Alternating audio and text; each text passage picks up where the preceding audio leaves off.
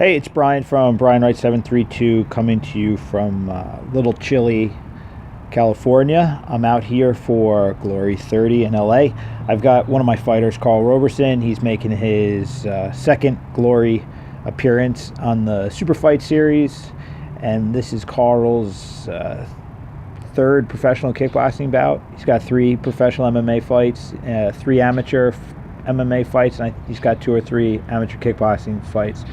So if you don't know what Glory is the premier kickboxing league on the planet. If you want to equate it to MMA terms, it's the UFC of kickboxing, basically. So Carl, in his first fight, fought Jerome Lebanner in Saint-Tropez, France. Jerome Lebanner is a vet of 108 fights in K1, the largest kickboxing organization in the world of its time.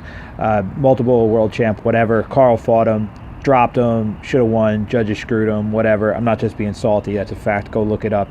Carl Robertson, Jerome Lebanner, 2015 Saint-Tropez fight night. Carl kicked his ass. His second fight, he comes in and he fights Dustin Jacoby in Glory. Dustin's got 40-something fights between Bellator, UFC, and Glory. Carl lost the fight, but Dustin's fighting for the belt on this card.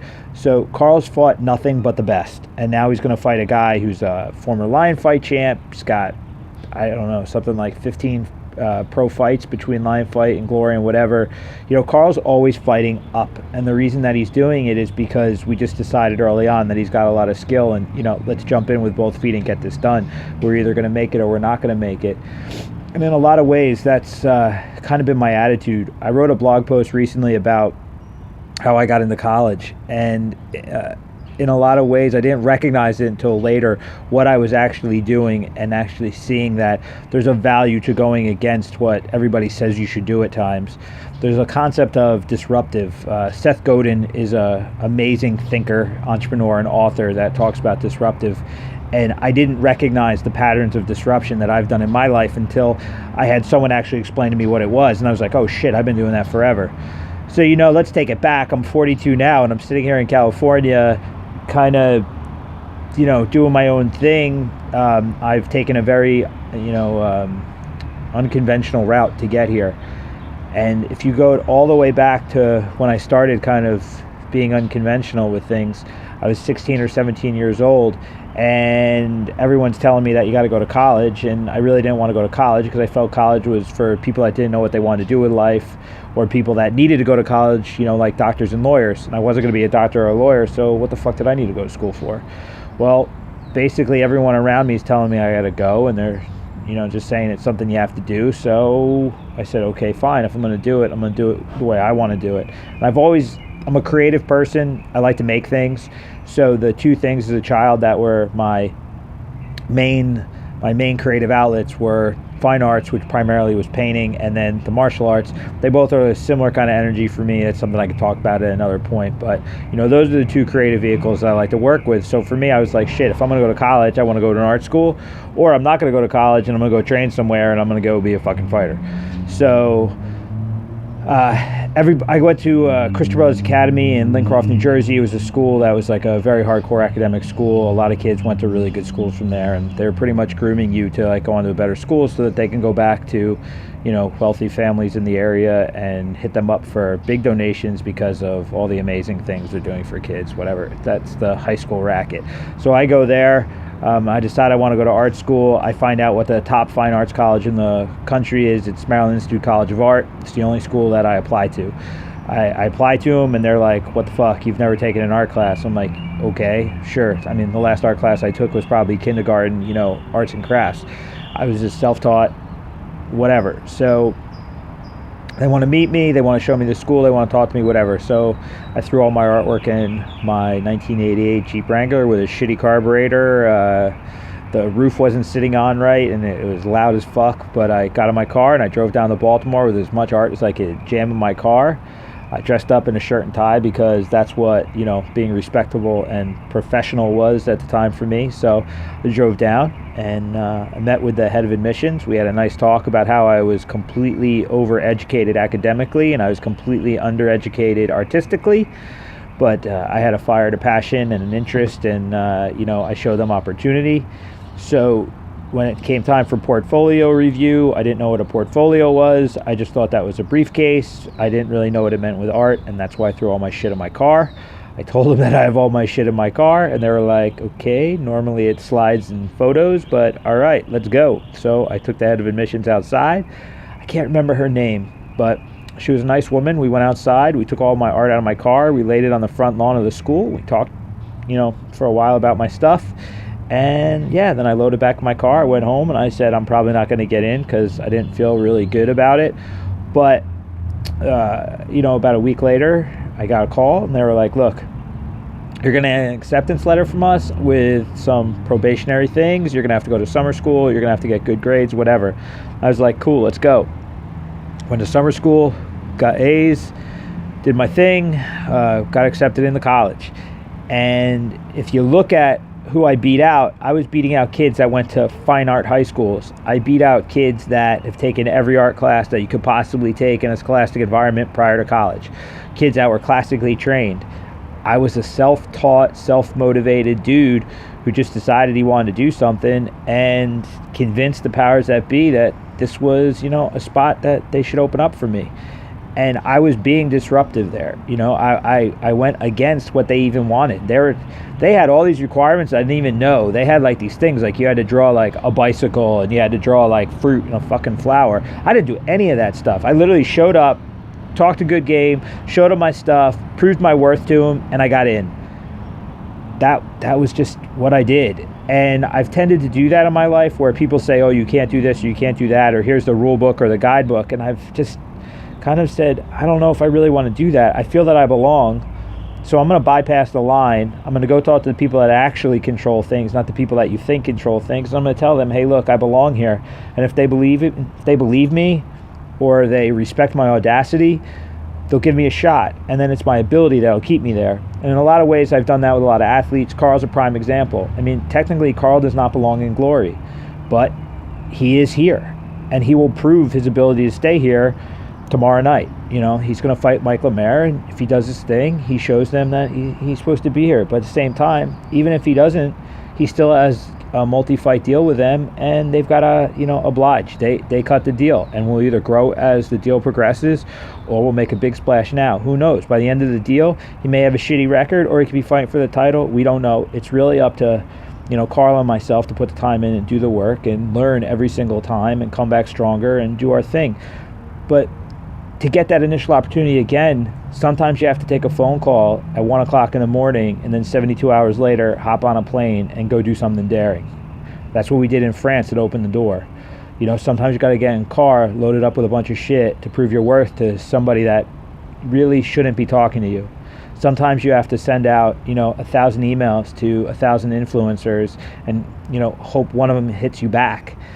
Sometimes you have to get in your car and drive to the big city and talk to the big dudes, or wait in the lobby for hours to get in front of them, whatever. But if you really feel that you should be doing something or you want to do something, there's nothing to stop you except yourself.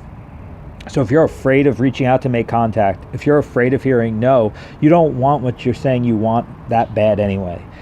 If you really want to do something from a minuscule level up to a monumental level, you could be a game changer for the world, or you could be a game changer in your own life. You got to get out of your own way to allow it to happen. I know people that have businesses that are failing that don't have the ability to go and meet people because they're scared to go and meet people. And I'm like, what's the worst thing that can happen? What, are they going to laugh at you? They're going to say no to you? Who gives a shit? Like, you're broke. You can't pay your rent this month. So you need to make relationships that you can grow your business, but you're allowing your fear to get in the way of that. So you should just shut your shop and go work for somebody else and just do the things that you're comfortable doing, and let the guys that want to make the real money do the real things. It's that simple. If you want to be a leader, an influencer, just a business owner, if you want to be a mom or a dad, if you want to be a good anything, you've got to get over your personal hang-ups, and you just got to get shit done. If you really want something, the desire to win is going to overcome any of the shortcomings or the reservations you have. You lose a lot of fear and apprehension when you just go for it. And the more times you go for it, the easier it becomes. And then it's not going for it. It's just the way you operate. So, you have to accept the fact that, you've got to get over you, and you've got to just go for the things you want. If you're introspective enough to know what you want, Why are you not doing it? What are you afraid of? I mean, no is just a word. People are just people. The guy who says no to you is going to forget about you in 5 minutes. The guy who says yes to you can change your life. You know, you've got to try. You've got to do. You just can't sit back and say, oh, it's the world's fault, or I'm not ready, or I'm not whatever. You only got one at bat at this, and you don't know how much time you've got. So you might as well go for it right now. If you look at, I think Reggie Jackson had the record for the most strikeouts in the major league at one time, but he also, I think, had the most home runs. Babe Ruth was the same deal. If you look at all the guys that have home run records, their strikeout ratio, they're all flirting with the record for strikeout as much as they are for home runs, because they're swinging for the fences all the time. So they had a monumental amount of failure that gave them the wins needed to be considered the best ever. So think about that. You're going to strike out a lot, but when you hit, you're going to hit a home run. And you don't have to hit a lot of home runs to be known as the best. You really just have to hit one home run to be considered successful or a winner. It's just got to be the right home run. So if you focus on your strengths and you keep swinging at the things that you want to swing for, that are going to give you the things that you're working towards, eventually you're going to hit one. And when you hit it, you're good. But until then, you just got to keep hacking away. You know, sometimes you're going to whiff, sometimes you're going to hit a foul ball, sometimes you're going to hit a home run.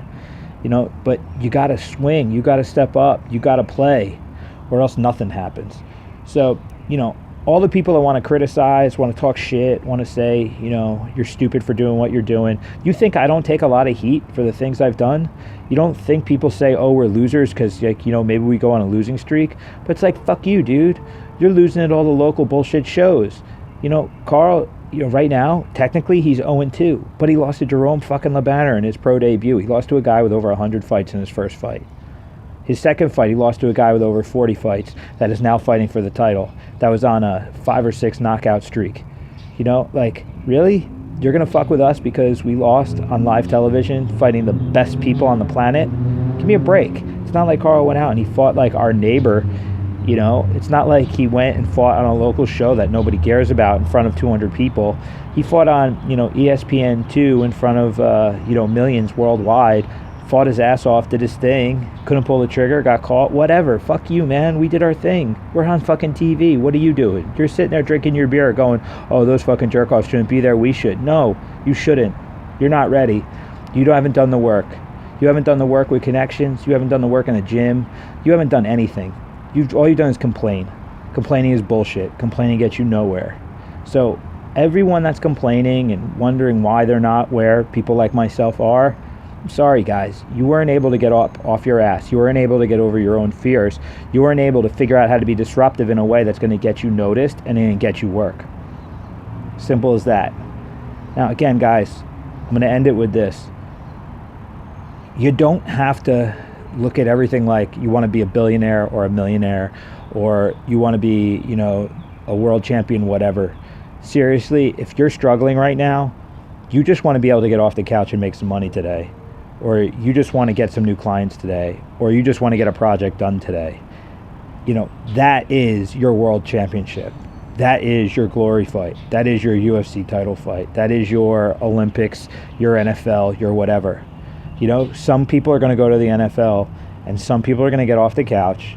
They're going to get dressed and then they're going to walk into a strange environment and they're going to shake hands and they're going to introduce themselves and they're going to push their product and their service. It is that monumental for some of us, and that's okay. You got to do it.